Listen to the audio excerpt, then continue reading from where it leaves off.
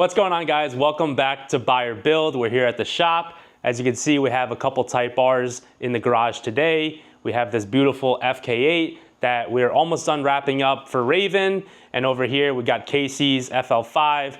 And both of these guys found us through YouTube and social media. So again, I can't thank you guys enough for the amazing support behind the channel and the brand, for buying parts from us and also having us do the install work for you too. So as a token of our appreciation, I want to give you guys some free merch. The only rule is that you have to be in the United States, because I'm including shipping, and also for any export rules and whatnot, import to another country, there might be some issues with that. So I don't want to subject you guys to tariffs and all that stuff. So we got these shirts, the Buy or Build shirts, front and back logos. Got these in a couple different color variations. We have them in small, medium, large, extra large, and 2XL. And I'll post a link down below so you can see all the different colors that we have, and I'll give you a coupon code if you are the winner to check out for absolutely free. We also have some Buy or Build stickers that I'll be throwing in there for you guys too. So all you have to do to enter that, post a comment down below for maybe what you like most about the video, and then head on over to our Instagram page and give us a follow, a like on our most recent post, and shoot us a comment that you're coming for the YouTube giveaway. And that is it.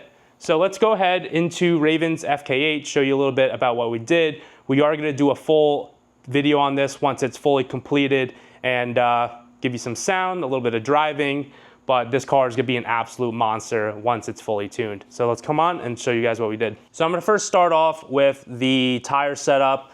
The Michelins on here were pretty aged and dry rotted, so we got some brand new Conti DWS 06 Plus all seasons on here, because you will drive this pretty much year round. And we also cleaned up the threads on both the wheel studs and the lug nuts, because they're open-ended, water gets in there and it corrodes out the stud and kind of seizes it to the lug nuts. So cleaned it all out, and now they thread on perfectly nice. And behind the tire, you can't see it, we also did some Goodridge stainless steel brake lines, and we flushed out all the fluids, some brand new ATE Type 200 fluids. We did a whole bunch of full bolt-ons inside the engine bay. The car already had the PRL intake and a two-step performance downpipe, but we added a whole bunch more. So up here in the front of the engine bay, we put in a RV660 upgraded turbo. And what I like about the RV660 is that they give you some AN fittings for all the coolant lines, so it replaces that hard line that's held in by those 10mm nuts. They also give you a whole bunch of nice AN lines for the oil feed and the oil return, so that's something that you don't typically get with other turbos like the MHI V2 or the Curo Plus. All great turbos, but depends on your end goal. If you want really top-end power, RV660 is a good way to go. Over here, you can also see we have the RV6 titanium studs and nuts holding the downpipe to the turbo, and we also did the two-step performance by PTP thermal blankets for both the turbo and the downpipe. So this is where all the fueling is. We did the PRL flex fuel kit. We also did the ID750 inline fuel filter kit. And all these components work really nicely together. They bolt directly to the body of the car in OEM mounting locations. They give you AN lines that route perfectly to the rest of the fuel system. And underneath this cover, you can't see it right now, but we also did the XDI high pressure fuel pump with the upgraded JSR fuel pressure line, the high pressure fuel line. And then we also did the XDI fuel injectors, so that you can't see in frame because it sits underneath the intake manifold. And then lastly, we threw in a fresh set of NGK Iridium plugs, and we gapped them to 0.018 inch as recommended by our tuner, Derek Robinson, over at IMW. And of course, there was one more thing I forgot. We threw in the low pressure fuel pump from Dishworks, the 300C. It's a direct mount. You gotta take the seats out, take the fuel hanger out, and you replace the pump. And that is now all situated. We have a new O-ring for the inline fuel filter. I wanna show you guys this. Is actually pretty important. So this is a brand new fuel filter, and I took it out of the box and just wanted to take off this cup for inspection. I noticed that the OEM, not the original O-ring, was already torn, and you can still see the little piece stuck in the thread. So whoever assembled this over at the factory damaged the O-ring when they were threading it into the rest of the assembly. So good thing we checked, because this could have caused a major fuel leak or even to build a slow one up over time. So we got a new O-ring, $5 for the O-ring, $40 for overnight shipping. Sucks, but we had to do what we got to do. So we're gonna flash the new tune after we put in that inline fuel back in and get this thing running on its first session. All right, so enough of the FK8. You can see all the different types of work that we do. And now let's move on to this brand new 2025 FL5. As you can see, we have all the parts laid out for this car. There's a lot of goodies going on it, so I'm excited to show you the work on exactly how we're putting it in and the final results. So over here, we have a brand new HKS high power exhaust. So the last one we did was the Legamax exhaust on Jose's car, but now we have the high power, so this one's actually going to be a little bit louder.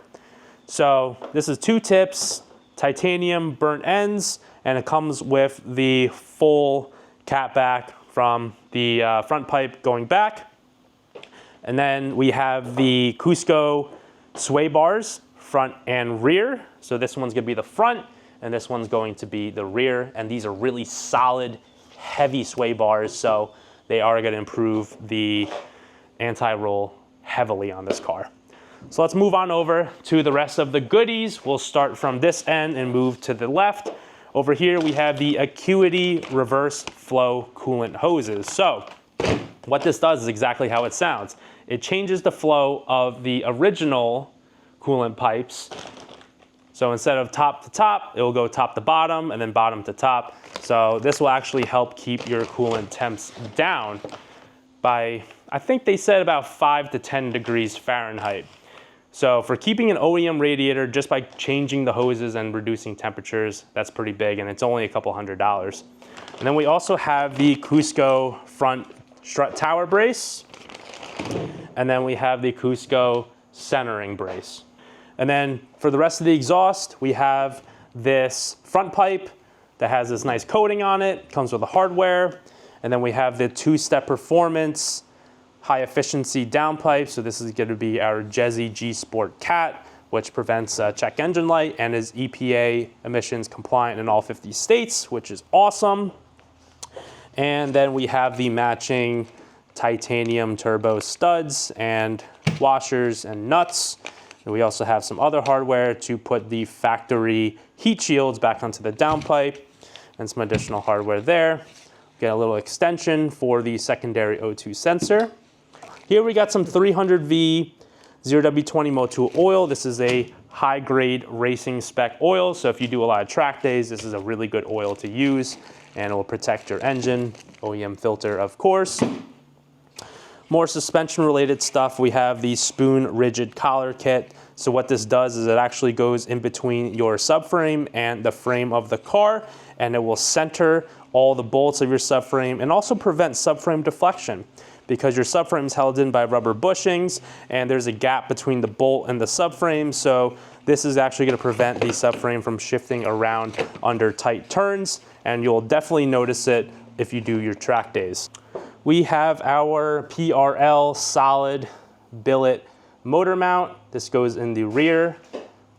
Pretty easy install. It's just held in by 2 bolts, but you'll notice a little bit more NVH with this, but it will feel a lot more firm, which is a good thing for front wheel drive cars. Like eliminating wheel hop is a good thing to do. So over here we have our Goodridge stainless steel brake lines and our PRL stainless steel clutch line. Another great upgrade to do if you're planning to track your car, firm up the brake pedal pressure. Lastly, we have this beautiful carbon fiber Infinity design turbo inlet pipe. So a lot of guys go with the PRL titanium one. Casey wanted to do something different and get this nice carbon fiber one piece. Really nice. This thing weighs like nothing too. Yeah, it's feather light, right? Super light. So we'll see how this all goes into this FL5, which is basically bone stock with the exception of this GruppeM intake. So without further ado, let's get this thing up on the lift, tear it apart, and get all these parts on. All right, guys, we got the engine bay opened up. We're gonna start disassembling the top end so we can get it prepared for the new parts going in.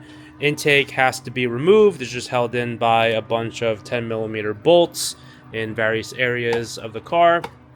And then we're going to remove the factory pipes here. All these have to come off. And then we're replacing the turbo inlet with that carbon fiber piece. And keeping stock turbo, replacing with titanium studs. Heat shields are going to have to come off. O2 sensors got to come off. And then we're going to start PB blasting all of the hardware on the turbo bolts going onto the downpipe. So fingers crossed that those don't snap, because in most cases they do, even with heat and PB blaster. All right, let's dig into this intake disassembly. This is the GruppeM carbon fiber intake. They go for $1,800 US. Not a fan of this intake at all. It looks cool, but once you actually start to dig into the actual product, you see exposed hardware all over the exterior of the intake.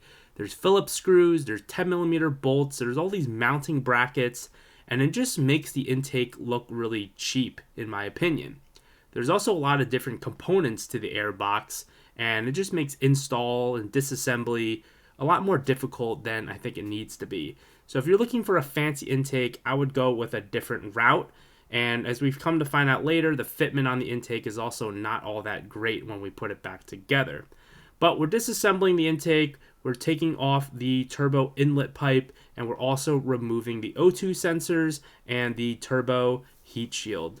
We're removing the factory exhaust from the vehicle, so got the rear plastics off so we have access to all the hanger bushings.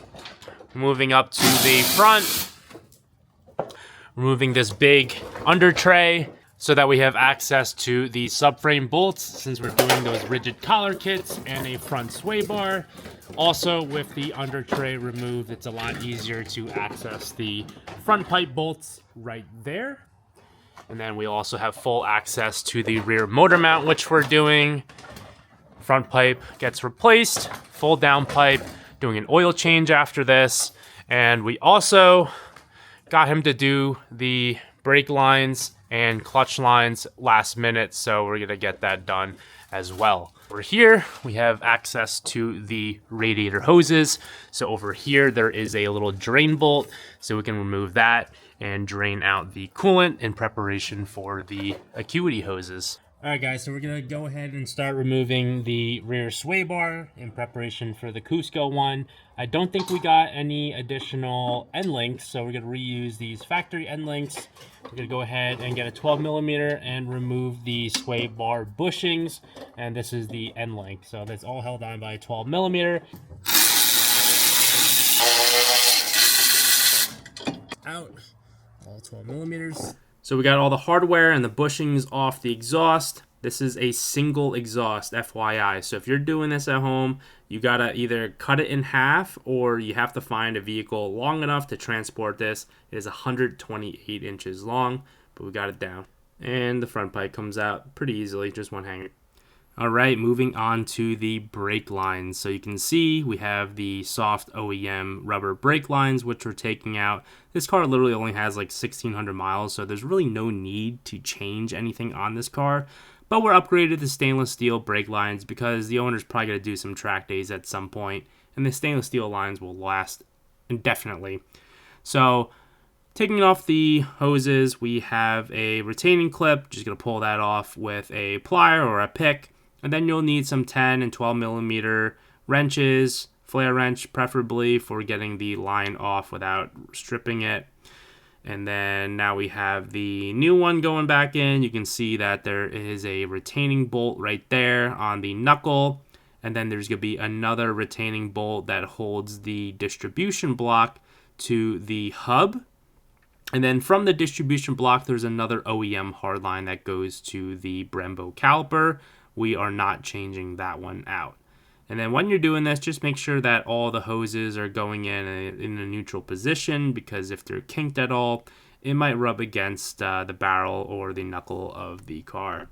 And then as we head to the back, the brake line is also a lot more straightforward. There is one hose that's held in by a banjo bolt going into the caliper, and then going down below, there's another retaining bolt that holds it in place, and then you'll need a flare wrench to get it off the hard line.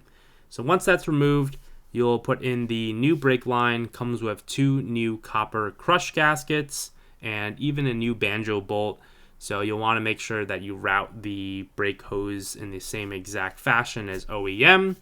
And then you'll go ahead and torque the lines down with the new copper gaskets, and make sure you torque it down with a torque wrench and torque it to spec.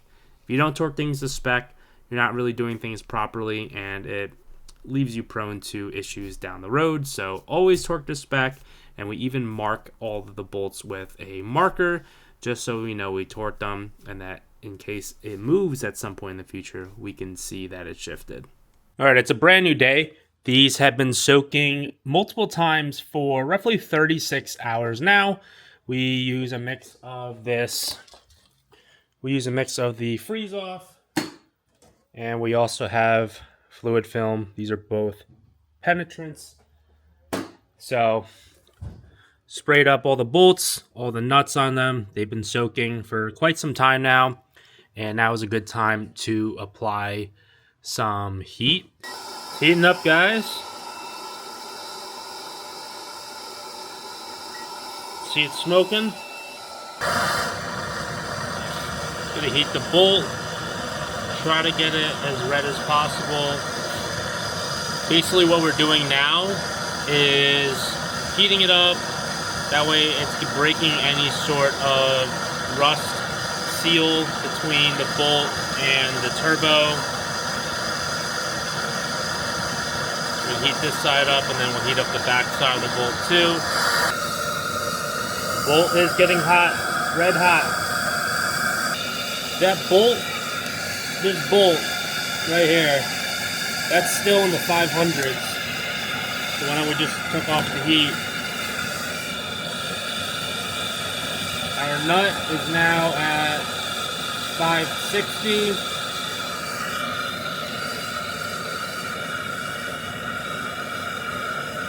$780, $800.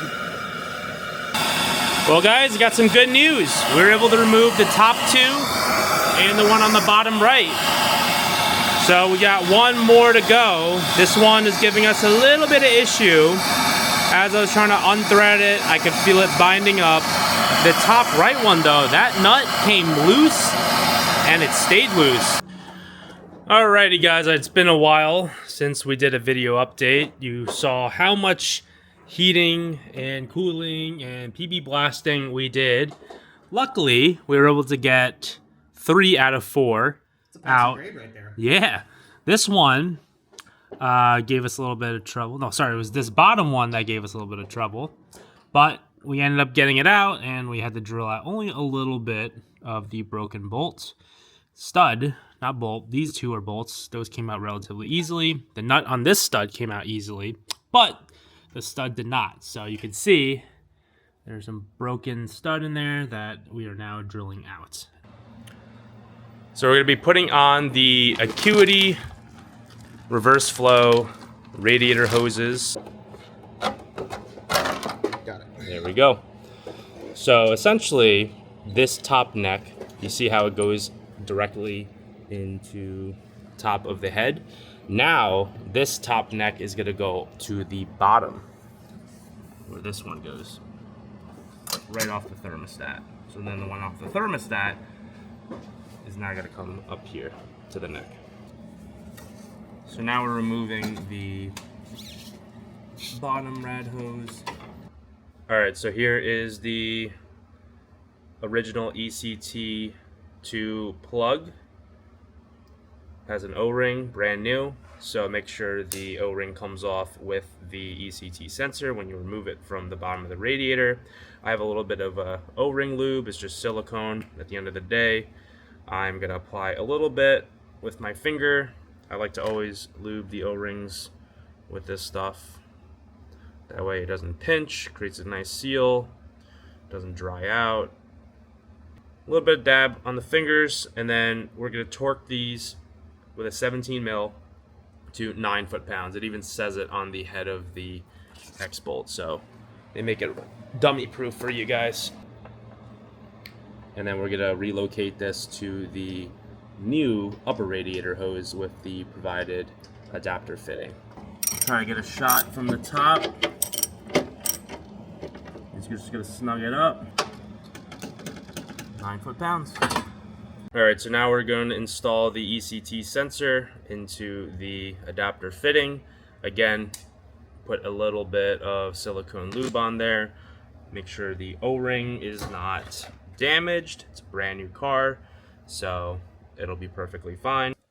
So now we'll grab our upper radiator hose and our new fitting, and it's going to go here with a hose clamp. Check out the final results. We reuse the OEM clamps instead of the regular hose clamps.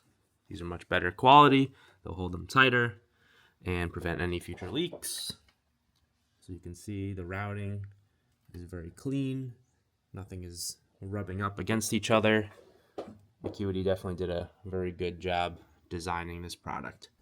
So we have the brand new Cusco bar side by side with the OEM one.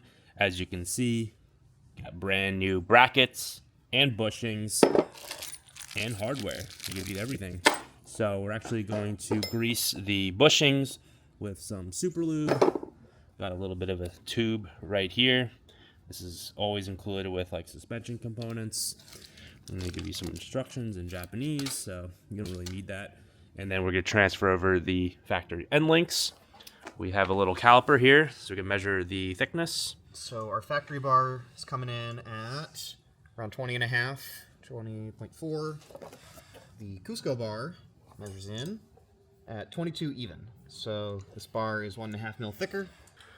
All right, guys, so we're going to put in the spoon rigid collar kits on the rear and open up the package. You can see we have 12 collars. There are 6 points of contact on the subframe. So you have one here, you have one there, and then another one right there. So basically what you do is you want to loosen up all 6 bolts. Don't fully remove them, obviously, or else the whole subframe is going to fall off. So back them off about 1/2 inch on all of them, and then we'll go and remove each bolt one by one. We're going to do the insert here. One goes on the head of the bolt, and then one goes on the top, wedged up against the frame of the car. We have the collars on top between the frame and the subframe, and then the bolt and the subframe. And we like to use a little bit of blue Loctite on these bolts for extra safety. And then also the spoon kit, they provide this little tube of, I would say, like anti-seize. You can see here, it's a little bit of a paste, and you're supposed to put it on the chamfered parts of all the collars.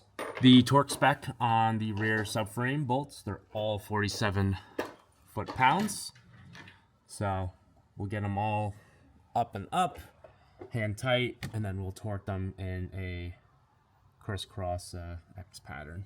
What we personally like to do, instead of torquing one bolt directly to 47 immediately, we'll get them hand tight until the full subframe is making contact with the vehicle. That way we know everything is centered and lined up properly.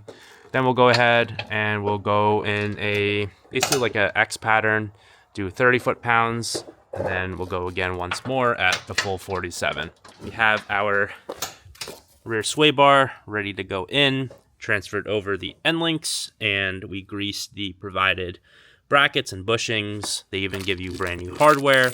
And in the instructions, I know it's all in Japanese, but you're really only looking for the torque specs. So you can see here, they recommend the bottom end link bolt torque to 40 Newton meters, the end link nut to 74 Newton meters, and then the sway bar brackets to 29 Newton meters. So that's all you need to know, and it's very clear to me. We have these pole jacks that we use quite often with the lift, and we'll just lift up the knuckles. That way we'll compress it to ride height, and then that's when we'll torque the sway bars. You never want to torque any sort of control arms or sway bar bushings when the vehicle is unloaded in the air, because once you drop the car, you know, because the bushings are already torqued, then you will probably have a different ride height. It'll sit higher. You also put more strain on the bushings and things like that. You're on the risk of prematurely tearing the bushings. Yeah. That's the main concern. And your car will probably guaranteed sit higher up because your control arm bushings are all torqued at unloaded height. So it'll sit higher until they tear. That's the nice thing.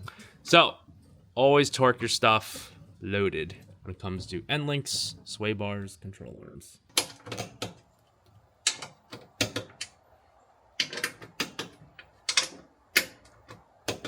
Alrighty, so our rear sway bar is torqued down. Our rear subframe mounts are torqued and marked, just so we can check for any bolt movement. So this is all tidied up. We're going to move on to the front now. We have our little diagram for the front. So there are 8 subframe bolts to reinforce in the front. 2 of them use 2 of the locking collars. The other 2 only use 1. So we'll get that disassembled and keep going. And we're also going to be taking this as an opportunity to upgrade to a new front sway bar from Cusco. This is a really beefy piece. Oh my god, that's heavy. So this will be much stiffer than the OEM unit. We'll get that in once we pull the subframe. Alrighty, so we're over here at the front suspension now. We're going to start dropping the subframe. I've already undone most of the bolts, so I'm just going to do the back ones and lower her down. We're not lowering this fully, just enough to gain access to the bolts for the front sway bar, as well as to be able to wiggle it out.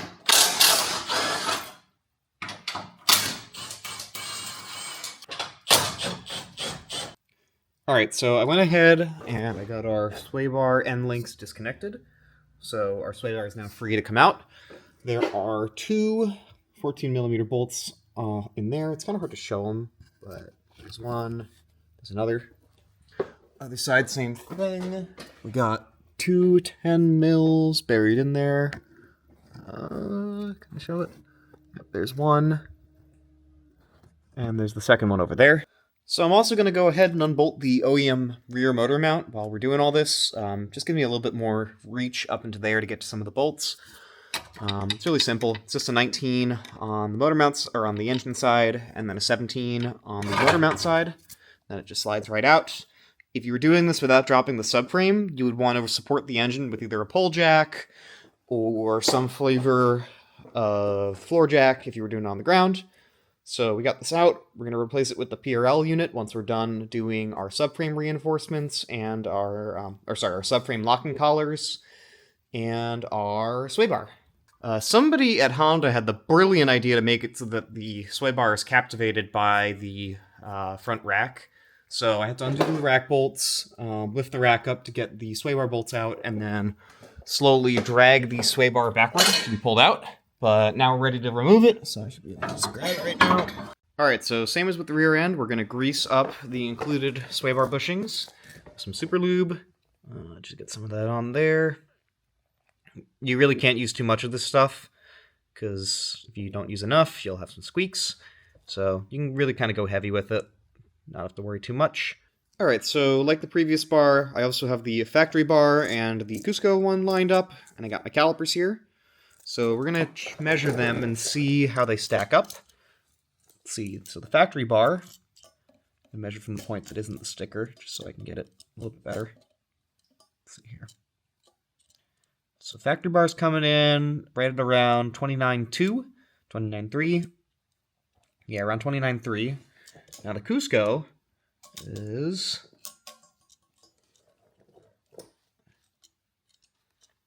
actually only slightly thicker at 30, around 30.2. So the Cusco actually isn't that much thicker, but the material on the Cusco is significantly heavier. I believe the Honda OEM bar is actually hollow in the middle. Measured thickness of the Cusco is not that much thicker. The effective thickness is much thicker because it's not a hollow bar like the OEM one is. Alright, so now that we've got our bar in place, we're going to bolt in the brackets. So I'm going to make an exception to my typical rule about not torquing suspension stuff until everything's up to ride height. These two bolts are completely inaccessible with the rack bolted in, and the rack has to be bolted in to fully raise the suspension. So I'm going to just torque them down now and hold the bar at roughly where it's going to sit.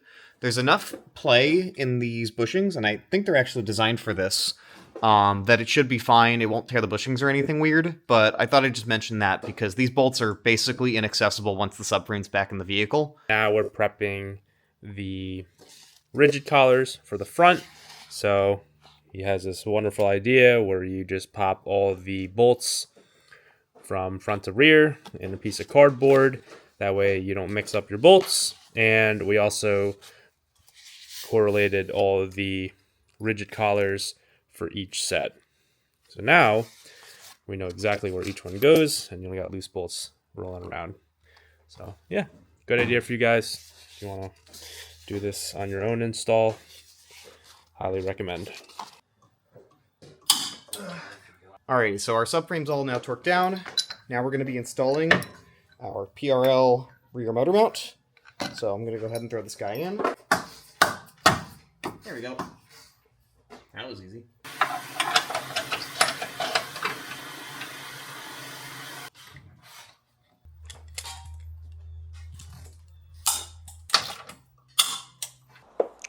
So now we're going to go ahead and install the HKS high power.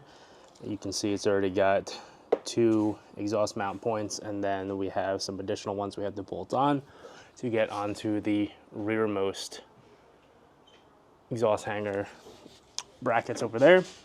And since this one is a valveless system, instead of just keeping the valve off the car and tucking up the wire up there, HKS even gives you this little bracket that you mount to the subframe or the frame of the car, and we can keep the motor plugged in. It's a little overkill. All right, so we got those 3 8mm nuts off. Motor will pop off. Come on, there we go. So this spring, definitely keep that. Here is the bracket. I torqued them down to spec. It's like literally 3 Newton meters, which is basically 2 foot-pounds. So not a lot. You could just hand tighten them with a little bit of Loctite if you wish. And I plugged the wire in so the whole thing doesn't come crashing to the floor. And we're gonna get some hardware, M10 bolts with some split washers, flat washers, and we need some nuts. They give us 2 nuts, which were included in the bag with the actuators, so they make it clear which nuts to use. And if you go up here, you can kind of see there are some holes in the subframe, or you see my finger, and we're gonna bolt it down the bracket to line up the holes, and that's it. This one, there we go. Now it's through. We'll get our pull jack, rest it on the bubble wrap so we don't damage the finish. All right, so we're gonna get the bracket, and we're also gonna get our bushing, OEM rubber bushing. It even says which side is up, so make sure you put it on the right way. This bracket as well. OEM bushings. There we go. Perfect. All right, so we've got it mounted on, and now we should probably raise this pull jack a little bit, give it some more support. The way they want you to do it is bolt from the back side with a flat washer, and then it's going to be a flat washer, split washer, and then a nut. They probably do this because Usually when you do exhaust, I like to put the bolt from the front of the car towards the back, because if a nut comes off, like, you still have the bolt there holding the exhaust kind of together. But they probably do this because from the back of the car, they don't want you to see like a nut and a washer, a split washer. So it's cleaner when it's just a bolt head. We get one bolt ready. It's a lot easier when you have two people doing this. One to like hold it up and one to thread in the bolt, but just us today in a full jack. So put in one bolt, flat washer, and then on the other end, it's going to be a flat washer, split washer,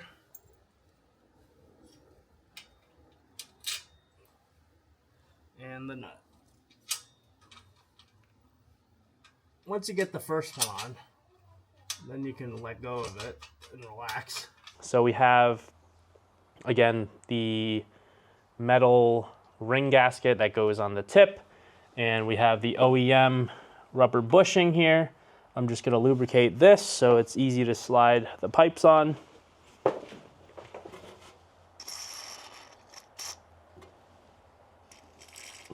And I love working on a new car because not only does everything usually come off easily, with the exception of the downpipe, the turbo bolt stud that didn't come off. This one has a resonator in it. That way it doesn't sound like a rice fart cannon. And try to pop it through. There we go. Pop it through. Perfect. Now it's held up. Grab our hardware. Put our bolts here. This actually needs to slide back more.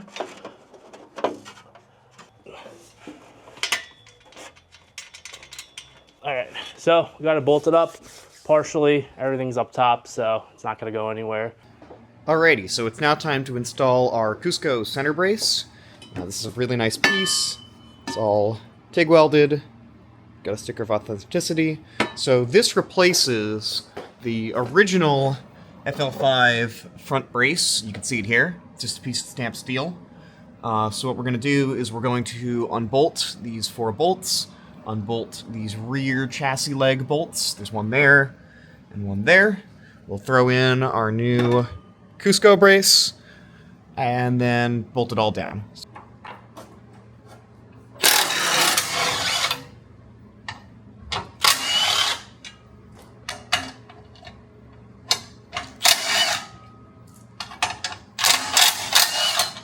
Alright, there we have it. That's our original Type R center brace. We're going to replace this with the Cusco unit.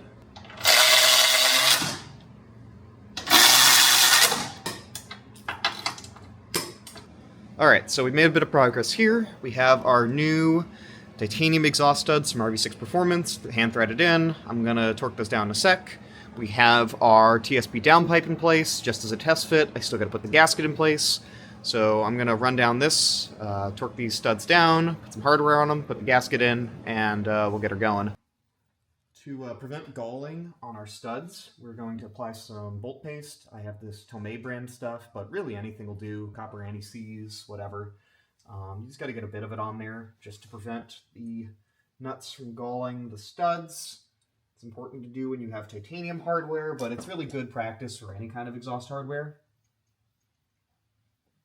Here we go. Now we can thread our nuts on there.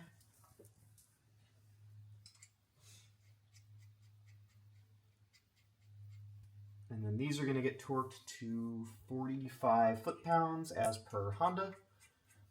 If you have the safety wire version, you could also safety wire them. We do not have the safety wire version in this case, but if you did, you could safety wire them. Alright, we're going to torque these guys down to 45 feet-pounds. I like to do it in stages, so I won't do the full torque at first. I'll get everybody snugged up, then I'll give it the full final torque. You don't really have to do this for most engine parts, but it's good practice. That's 1. That's 2. That's 3. And then that's 4. We're going to go around one more time just to make sure that none of them settled. So I'm also going to go ahead and apply a bit of anti-seize to our O2 sensor. Make sure you don't get this on the zirconia. It can actually mess up how the sensor reads and functions. Alrighty, so we've got the car up in the air again. We're going to be installing our front pipe now.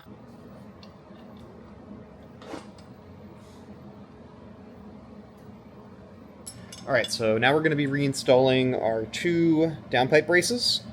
These go on either side of the downpipe. They bolt to the car. They're pretty important just to make sure that you don't, crack your exhaust or break any gaskets or anything like that.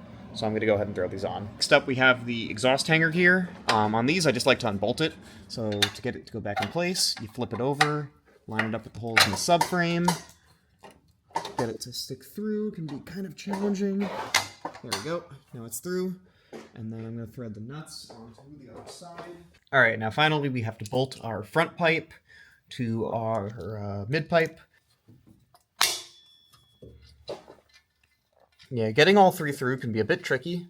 A lot of the times these aftermarket front pipes and mid pipes, they don't really like to line up that good. So just play with it until you get it aligned. It'll take a while, but you'll get there. There we go. Now we have all 3. We can bolt her down. We're going to work our way backwards, torquing everything down. This is just the best way of doing it. That way nothing gets any weird loading or anything.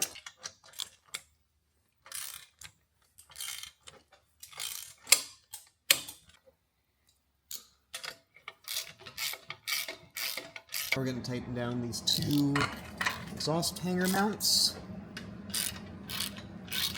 Now we're going to do up the bolts and nuts on our front pipe to mid pipe assembly. Alrighty, same as before, we're going to torque this hardware all down to 33 foot-pounds. So let's start with you. You might have to get a wrench on the other end to hold the bolts in place. And there we have it. We wrapped up everything underneath the car, torqued down the full exhaust. Check out the HKS tips. They're 4 3/4 inch. It says HKS on the top. Really nice. Put on all the belly pans back on. Double checked any wiring, all the bolts, that they are correctly torqued down and marked. As you can see, the full exhaust is installed. Belly pan is back on. You can have a look-see at the sway bar and all the subframe rigid collars that we did. And there's the RV6 front pipe. So that's it for the bottom of the car. We already did the oil change off camera. Alrighty, so we've gone ahead and done everything on the bottom side. Now we're going to do our top end reassembly, the most fun part. Alrighty, we managed to get the front pipe in. It takes a little bit to finagle it in place with the harness and everything here. So now what we're going to do is torque down the 2 inlet bolts to 18 foot-pounds. 1 and 2. So here's the actual piece. This is the Flashpro Mini. And you can see it's this little OBD and a USB wire. The old Hondata Flashpros were like this big bulky unit with an OBD wire and a cable going to the USB. So yeah, they're a little bit more expensive for the minis, but honestly, you can get Bluetooth and everything. So, and we are now flashing OTS map, 93 octane. And we did the Type S stock pops and bangs. So we'll see how that sounds. All right, guys, we got our first startup. Sounds like it's running very smoothly. This is also on the Flashpro OTS tune. So everything is just initializing, adapting right now.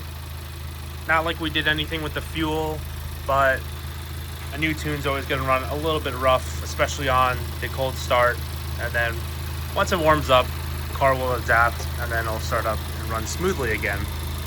But the only reason why we're doing an OTS map is because they're gonna do a dyno tune with Derek in a couple weeks. But check out this Infinity design. Have not seen one of these yet, so fitment was good. It was on point. The only thing is they should include new gaskets, which they don't. And then be careful when you torque down the hose clamp on this pipe, because if you go too crazy on the torque, you'll end up cracking the carbon fiber. You don't want to do that. But yeah, I mean, this is still cold, so everything is cold. So this is a hot one. This is the cold one. And then when the thermostat gets up to temperature, this will start to feel hot, because then it will open up and coolant will start flowing from the bottom to the top. So this is cold fluid going into the motor. That's hot fluid going into the radiator.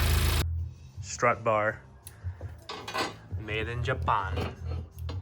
So all you gotta do is take the strut nuts off and then I'm gonna have to put it in loosen place. the shoulders. Yeah, well, it's gotta peel off the backing. Yeah. But yeah, that's it, guys. So you gotta loosen these up, torque down the top hat nuts. All right, here we go. That was a fail. Let's try it again. Oh yeah. It's Christmas in October. Check it out. Brand new in box. It's like a clothing tag. Check it out. Made in Japan. Real nice. Torque everything down to spec. Done. And there you have it. One completed engine bay.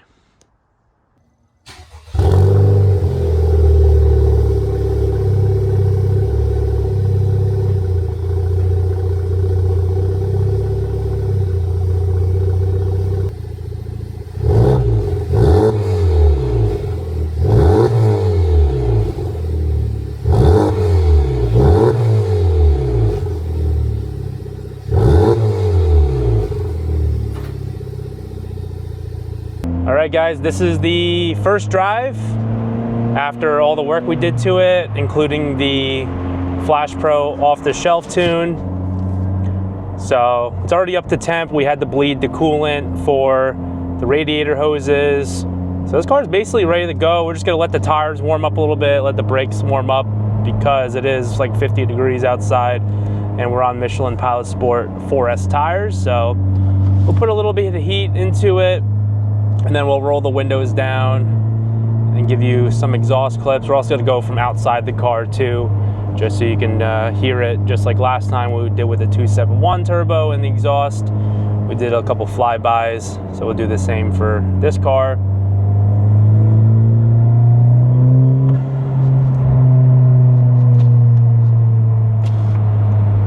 Hopefully the wind noise is not too atrocious.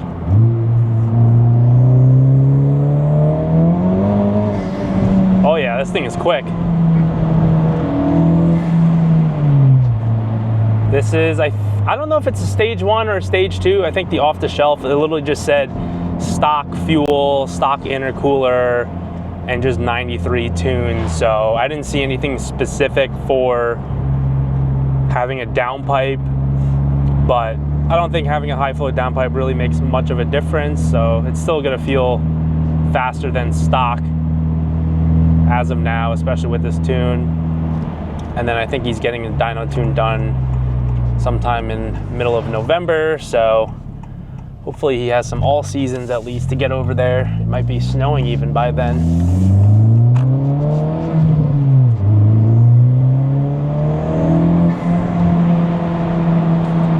So just to recap, suspension wise, we did the Cusco front and rear sway bars, we did the center brace, the strut tower brace, and that's really about it suspension wise. We also did the spoon rigid collar kit, but at these speeds I feel like you won't really tell what all that does.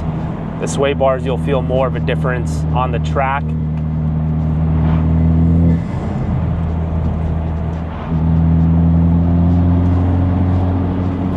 But everything feels tight. No weird noises or clunks that I'm feeling in the pedal or the steering. Nothing that I can hear, so I think that's a job well done.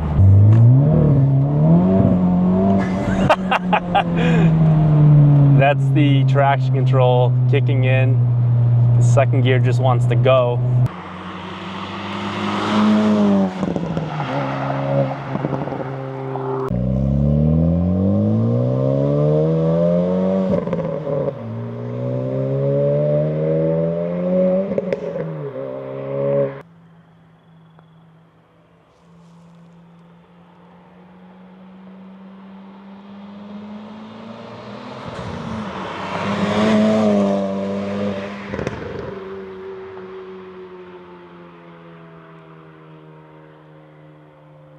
Tires are fully warmed up. Did some flybys.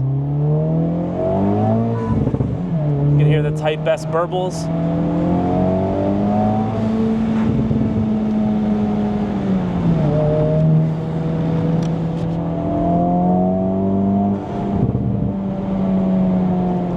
This thing pulls.